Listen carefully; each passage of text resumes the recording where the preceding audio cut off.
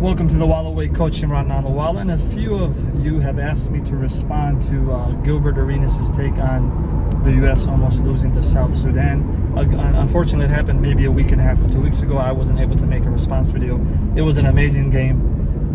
South Sudan should have won it. Super exciting. Shows you the power of when you bring the dog out and you're not scared of the other team, what you can do even when you're not expected to do it, right? Now, in particular with Gilbert Arenas, he said some things like he referred to the South Sudan team as the guys who we send our backup shoes to, our extra shoes to, the guys who need the wheat and the water, talking about, the American donations and the American, the things that we export to help countries who may be in need of help.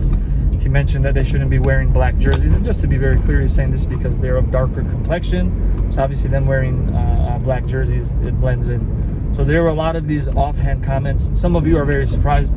As someone who does follow Gilbert Arenas and his team of podcasters, I'm not surprised at all, right? He says these type of controversial things. Some people have labeled it as racist.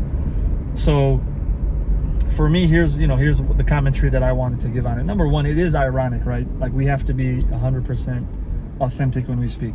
Gilbert Arenas is African American. He's Black American, right? He's of African ancestry. Of course, he's not familiar with his ancestry to a deep account. And lately, as of late, I don't know if you guys saw that clip of, and we'll put it here, Francis Ngannou and Rampage Jackson, former UFC fighter, going back and forth. And Rampage is known to be a troll, and he tries to say Francis's name, Francis Ngannou. So Francis was like, "Yo, why are you trying to say it like that?" So Rampage was, I'm trying to be authentic. And Francis says, not only did basically the slave masters take you here, they took away your identity, but they took away your tongue as well, because you don't know how to pronounce these things, right? So it was a shot to a shot. So point being for me is, it's funny that here we have African Americans, and other African Americans that I know of can attest to this. They'll clown on other people who may be darker, who may be African, and it's ironic because ancestrally you all come from the same continent, same land. So there's that element of it, which is a little frustrating as someone who's of Indian descent. I heard very anti-Indian things growing up. People would make similar offhanded comments about us, our economy, our country, our political situations, our presence in America, the jobs that we worked, etc., etc. And either you let this beat you down or you use it as fuel, right, to do better, become stronger. But in this case, I just find it ironic where instead of focusing on, there's two elements that you can focus on. You could focus on the element that these guys came for 4 quarters. It's not like a fighter's chance where you're in the ring with someone and you happen to throw your cross at the right time, or you slipped, or you came up with a hook, or you timed a head kick. No, this is 4 quarters. These guys were winning that game, South Sudan, and they really had a chance to win that game with a few seconds left, and they missed a tip and dunk. The USA played some, I think it was Drew Holiday or Derek White, had a really good defensive possession. But you could have focused on that element of it, which is, man, these guys are dogs. For all of you kids out there who don't have the best trainers, who don't have the best equipment, who don't have the IV vitamins and the this and the that and the this and the that, this is what discipline and heart can do for you, right? You can compete at the highest stage. He chose not to do that, right? And the other angle to take would have been, the USA needs to step it up. Now, he kind of did that, but he did that by taking a shot at South Sudan the whole time.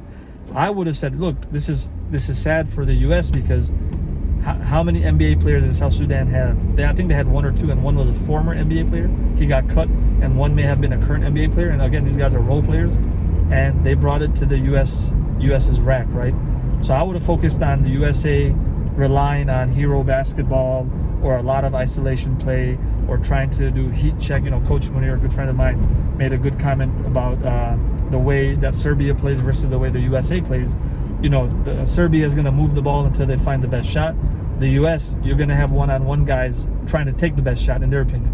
So I would have taken that angle. Rather, what he did here is he talked about the complexion of their skin, talked about their economic situation, talked about the fact that they don't have shoes, talked about the fact, he even made the dart gesture at one point. A lot of us who grew up in the 90s, we know exactly what he's talking about, the African dart gesture. And being older now, being raised in the 90s, but being older now, you look at those things and you're like, man, really still? Like, we're still hearing the same type of rhetoric and jokes, and especially when it's from someone who shares your skin color. It's crazy. It's crazy. You know, I've experienced things like this in my old life, and there are things that I would like to say that I'm not going to say, terms that I would like to use that I'm not going to use when referring to such individuals. But it's sad. It's sad, right? And again, great job by South Sudan the whole tournament. Props to Luol Deng, the man. Luol Deng, former Chicago Bulls.